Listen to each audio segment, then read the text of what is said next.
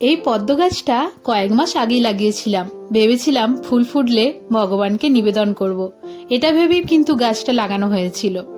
আর পাঁকেতে বসানোর কারণে গাছটা আরো তাড়াতাড়ি গ্রো করে গেছে। আর কত পাতা হয়ে গেছে দেখো, একটা ফুলও অবশ্য হয়ে গেছে, আবার একটা কিন্তু কুড়িয়ে এসে আমার ছাদ বাগানের সমস্ত ফুল আর ফল বা সবজি বলো, সবকিছুই কিন্তু ভগবানকে আগে অফারিং। তেমনই পদ্ম গাছের পাতাটাও আজ ভগবানের ভোগ নিবেদনের জন্য ব্যবহার করব।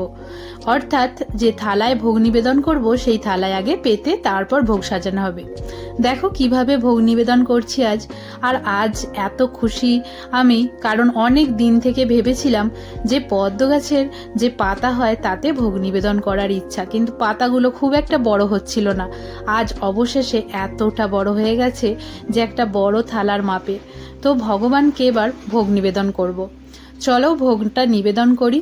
এখন ভোগ নিবেদন করা হয়ে গেছে আর তোমাদের আমি ভোগ দর্শন করাবো।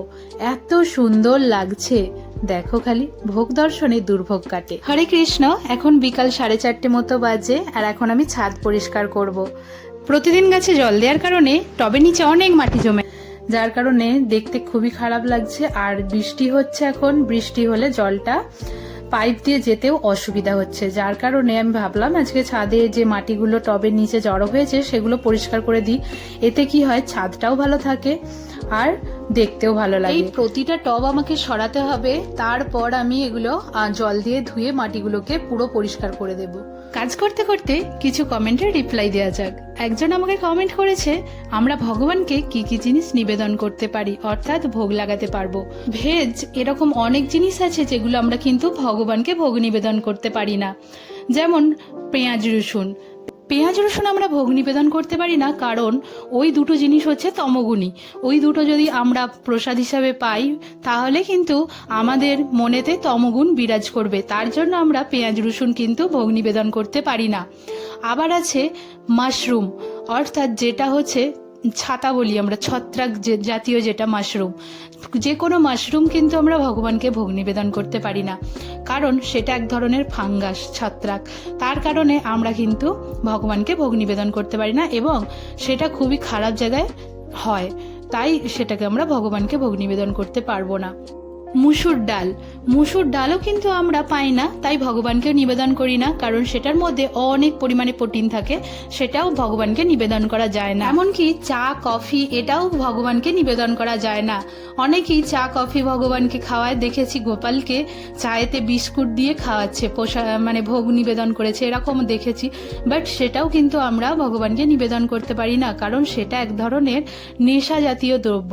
দেখবে যারা চা খায়, যাদের চায়ের নেশা আছে, তারা প্রায়ই মানে চা না হলে সেই মুহূর্তটা কেমন একটা তাদের মধ্যে হয়, বা সেটা নেশার মধ্যে পড়ে, নেশার জিনিস। তো সেইটাও আমরা কিন্তু ভগবানকে নিবেদন করতে পারি না। আশা করছি ভেজ হওয়ার পরেও কি কি জিনিস আমরা নিবেদন করতে পারি না সেটা তোমাদেরকে ভালো করে বোঝাতে পারলাম।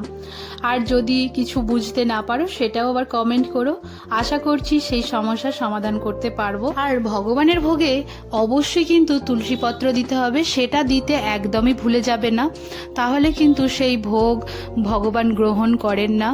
ভগবানকে ভোগ নিবেদনের পর আবার যখন 10 মিনিট পর গেট খুলে আমরা প্রসাদটা আনতে যাই ঘর থেকে, তখন দেখি যেমন ভোগ লাগানো হয়েছিল তেমনই কিন্তু রয়েছে।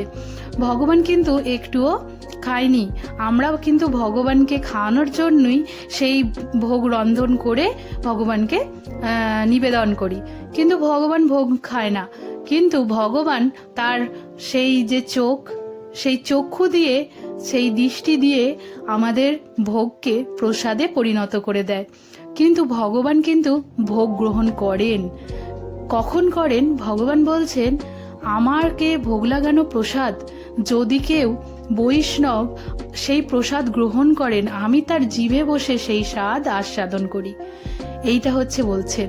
আর সেই প্রসাদ তখন মহাপ্রসাদ হয়ে যায়, সেই মহাপ্রসাদ মহাপ্রসাদ হয়ে যায়। তার মানে এটা আমাদের বোঝা দরকার, ভগবানও কিন্তু আমাদের যে রন্ধন করে দিই সেটা গ্রহণ করেন, সেটা একমাত্র বৈষ্ণবকে প্রসাদ পাওয়ানোর মাধ্যমে। আর এদিকে আমার কাজও হয়ে গেছে, এবার আমি আরতি করব কিছুক্ষণ পর, কারণ সন্ধ্যা হয়েই এসেছে প্রায়, আর কিছুক্ষণের মধ্যেই একদম সন্ধ্যা হয়ে যাবে। এখন 6টা মতো বাজে আর 6:30টার সময় আরতি করব। হরে কৃষ্ণ, হরি বল।